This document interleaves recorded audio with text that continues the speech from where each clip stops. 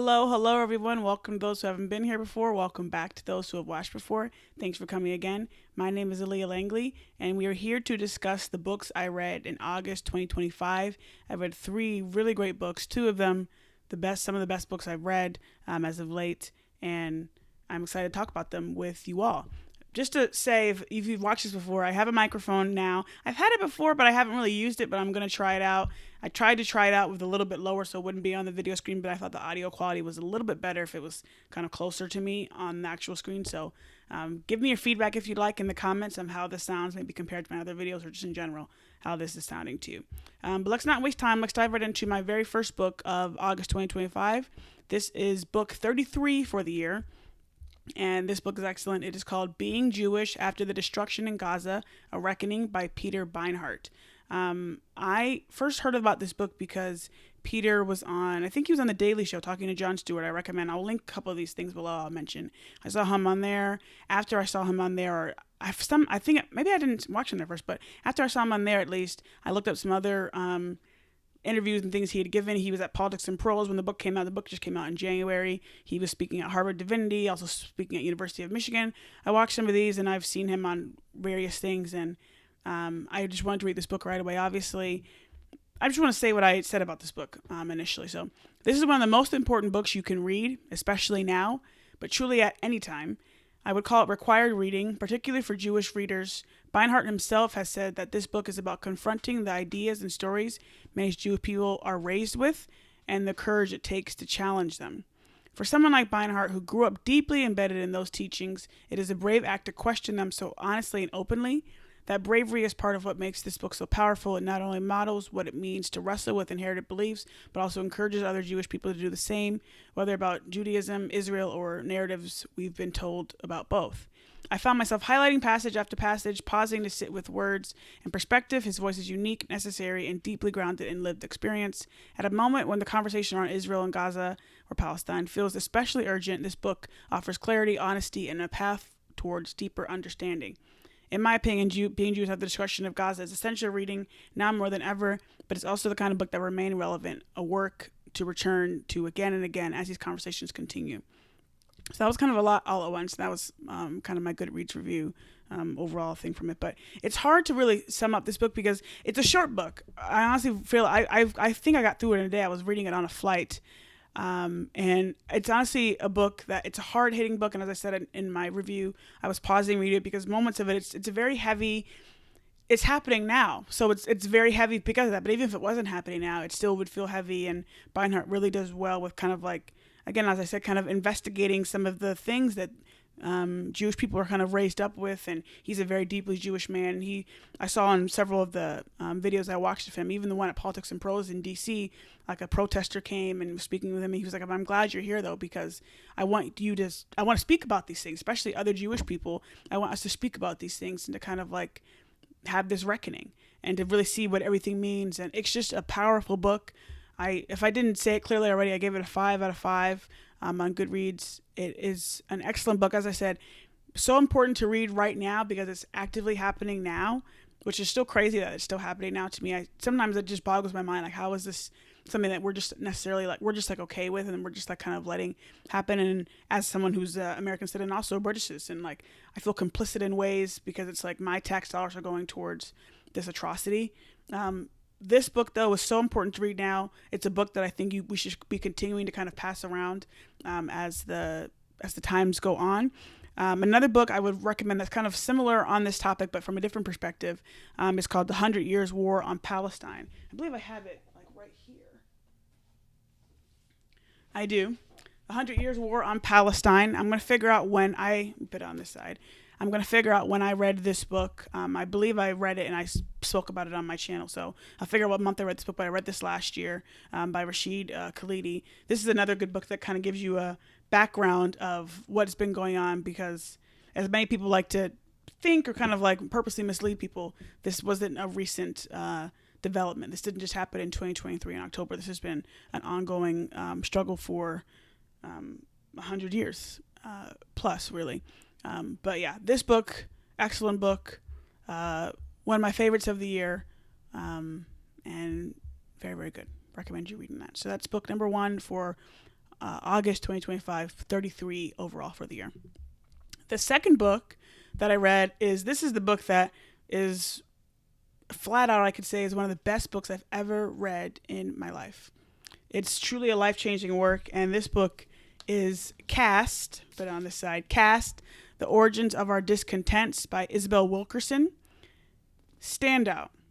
I first heard about this book and this whole Isabel Wilkerson in general, really. She is a Pulitzer Prize winning writer. She wrote a book called Worth of Other Suns. I have it. I'm going to be reading it here soon, hopefully.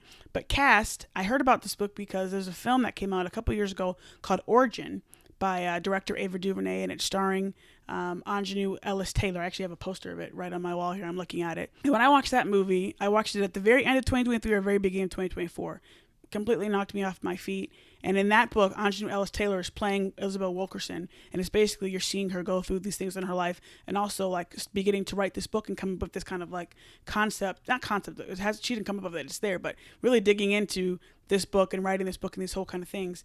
And that film is, if you haven't seen that movie, I'd recommend it immediately. And that kind of introduced me to some of the things Isabel Wilkerson is speaking about, but then we dive in deeper in this book, certainly. And it's one of those books that you really want to like meticulously like comb through. I'm not a person who likes to highlight and note up my books, so thankfully I had a Kindle version, so I was highlighting all types of things in there and making all types of notes. You can see that all on my Goodreads. It links to everything that I put about that, and it's that's kind of part of the reason why I kind of waited to read it in a sense, because after watching the film again late 2023 or early 2024, I bought this book shortly afterwards, and it's been sitting on my one of my bookshelves for a while, and it's been on my to read list, but because I was like, I want to make sure I'm really focused in reading it. And also my sister has her own copy, and she just read a couple months before, and it really got me like, I need to read this book already. Like, I need to hurry up and read it. And I'm so happy I did. I really took my time with it. I take my time with all my books, really, but in different ways, like certain little like novels and quick things like that I can kind of get through quickly. But this was something I really wanted to just like take my time on, dive deeply into, and I still like find myself flipping through pages or flipping through things or looking at some of the highlights I made and thinking of things. It's excellent. It's a standout book. My goodness, 5 out of 5 easily. Wilkerson brilliantly breaks down the idea of caste, not just as it applies to race, but as a hidden system of human hierarchy that crosses boundaries of race, gender, and nation. She shows how caste has operated in India, currently still, Nazi Germany, and the United States, and how these systems mirror and reinforce one another. Her definitions and explanations are precise yet expansive, revealing how deeply caste shapes our lives and opportunities. I found myself highlighting endlessly as I read. The book was difficult to summarize in short review because it's not only richly researched but also beautifully written. All I can say is it's essential reading, not just for Americans, because she is an American person and she's trying to like comb it in, like tie it into like the United States in general, but it's not just essential reading for Americans, it's essential for anybody, especially people who want to know the origins of our discontents. As I said just then, it's hard for me to really surmise.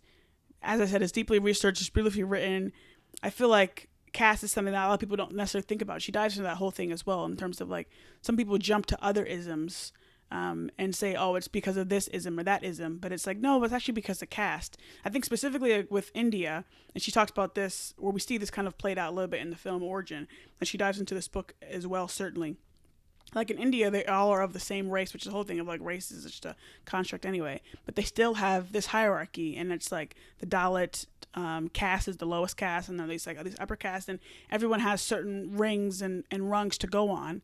And translating that to how they were able to do that in Nazi Germany, and how Nazi Germany was able to use some things from the United States to like reinforce or to kind of get themselves going in the 30s before even the World War II started and all these kind of things. Like, it's all interwoven, it's all in there, and it's just, I could speak about this book forever. As I said, I've still been combing through it. I've still been like thinking about things and just like going on and on with it. It's a standout book. The film that is adapted for Origin again is a standout film. It was one of my favorites of the year, of favorites of a long time. Honestly, when I watched it, and I'm pretty sure I said one of the best films I've seen in my life. I feel the same way about this book. Go read Caste by Isabel Wilkerson. My goodness. So that is book 2 for August 2025, 34 for the year overall. All right, final book for August, the third book for the month, and 35th book of the year is Deaths of Despair and the Future of Capitalism by Anne Case and Angus Deaton. I had this book on my bookshelf for a while, but I had just finished reading, as I just spoke about, finished reading Caste. And this book was mentioned in Caste a couple times in their research. And I said, hey, I had that book on my shelf. I think actually months ago, I went to like a bookstore here that was like closing. And I bought this book at the bookstore for like $1 or $2. Like they were basically giving away books. So I've had this on my bookshelf for a while. Just never got to read it. And it was mentioned in Caste and their research, as I said, by Isabel Wilkerson. And I said, okay, well, this is a chance. Let me finally read this. And I basically picked this up right after I finished reading Caste and got through it in a couple days. So they examine the alarming rise in mortality among non-Hispanic white Americans without a 4-year degree. These deaths of despair, or DOD, as I kind of commonly say, are tied to pain, addiction, alcoholism, suicide, insecure jobs, and lower wages, the decline of marriage, and the weakening of religious and community ties. Parts of this book echoed 2 other powerful works that I've read. Dope Sick by Beth Macy, which I read that in April 2022, and Dying of Whiteness by Jonathan M. Metzl, which I just read in April of this year, which I will link below my thoughts on that book. And those 2 books are both concepts and things that I pull from and mention, Case and Deaton and Deaths of Despair, and they engage it with their analysis. Quick little pivot, because Dope Sick I read before I was like doing these book things on YouTube. Dope Sick is an excellent book. I read that book after watching the Hulu series that has Michael Keaton and Caitlin Dever and some other people in there. Excellent TV series. Outstanding. Go watch it. It's on Hulu or Disney Plus. And the book is also very good as well. And Dying of Whiteness, I thought that was a great book as well. And again, I'll link my thoughts to that book. Case and Deaton are unapologetically pro-capitalist. And they say this up front, as you see the subtitle is The Future of Capitalism, so that kind of gives you a hint. I personally lean away from believing in capitalism's effectiveness, but I still found their analysis compelling. I wouldn't even say I lean away, I run away, but I still find their analysis compelling, especially towards the end, when they propose reforms aimed not only at reducing deaths of despair, but also at addressing the broader social consequences of today's economic system, which is just completely a mess. I didn't agree with all their solutions, but this made the book, and especially this part of the book, even more valuable because it challenged me and with thoughtful arguments from a different point of view. And overall, I think Deaths of Despair is a sobering, thought-provoking, and worthwhile read.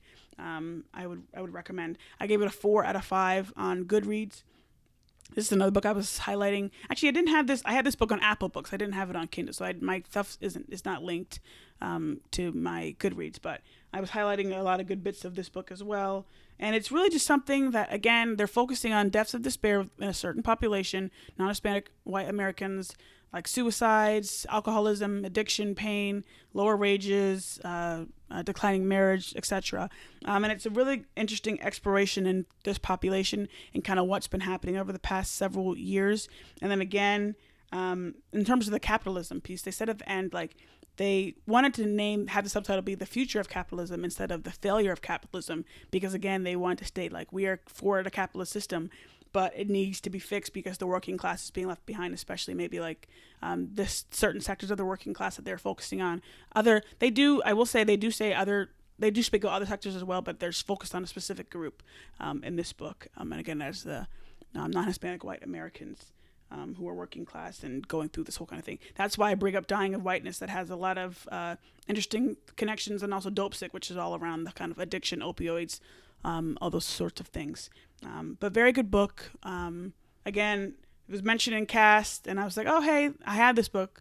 I picked it up right away, right after reading Caste, and I'm happy I was able to read it. Definitely a good one. So yeah, those are my 3 books for August 2025. I've read more in a month, but I think these were really 3 great books, especially the first 2 really great books, ones that I really wanted to dive into, especially Caste. I was really taking my time with that one, and one I will continue to be looking at and things like that and make sure I recommend to people. But yeah, 3 books for the month, 33, 34, 35 for the year. I actually finished a book already, but I finished that book on September 1st because I was at the U.S. Open all day on the last day of the year, so I had to finish it a couple days later. Anyways, I'm going off to a tangent now. Thank you so much for watching and listening to my books I've read in August 2025. Again, make sure you follow me on Goodreads if you'd like to see all my highlights and things for the books I read. I have them for being Jewish after the destruction of Gaza and Caste. Those are all connected to my Goodreads, and I unfortunately don't have it for Nest of Despair because I had it on a different platform. But you can follow my Goodreads if you want to see my full reviews, if you'd like to see my highlights and notes on the books, or if you want to just look early at some of the other books that I've read, or as I'm reading, as again, that I mentioned that book that I'm going to talk about next month because I read a little bit past the deadline. If you want to look at that up, go ahead, and it's almost like your early access, looking on Goodreads instead of waiting for the YouTube video to come out after the month begins. So thank you guys so much for being here. Remember also as well, let me know how you feel about the microphone. How did the sound to you and those kind of things? Trying to do some troubleshooting here. So I'd appreciate that feedback. And yeah, we look forward to the next book video, but also it is officially Tech-tember. If you don't know, this channel was has a lot of different hats. I'm a very much a technology person, especially Apple. It's kind of just, I don't know, it's just the way it is. And it's Tech-tember, and there is a new Apple event coming up next week, and I'm very excited for that. So that probably will be my next video, next night, including a short. So feel free to click that and get ready for that one soon if you're an Apple person like I am, or any of my other little things, my shorts, I watch a lot of movies that you maybe see my 1 minute movie reviews or TV shows, whatever is going on. I'm kind of just doing a quick little ad sale for my page. It seems at the end here, but yeah. Anyways, thank you guys so much. Let's focus on the books. Thank you so much for listening, watching. Please send me book recommendations. I have a lot kind of in my library right now. I have a lot that I have through Libby and things like that, and a couple physical books I have here as well, not just my Kindle version. So I have a lot to get through, but I'm always taking recommendations as always. I've had a couple heavy books back to back, but right now I'm reading a novel that's a little bit lighter, so we'll see how that goes. Anyways, let me stop rambling on. Thank you guys so much. Once again, it's probably the 5th time I said thank you, but I really do appreciate you guys tuning in and everything like that. So we will see you guys soon for the next video. Bye.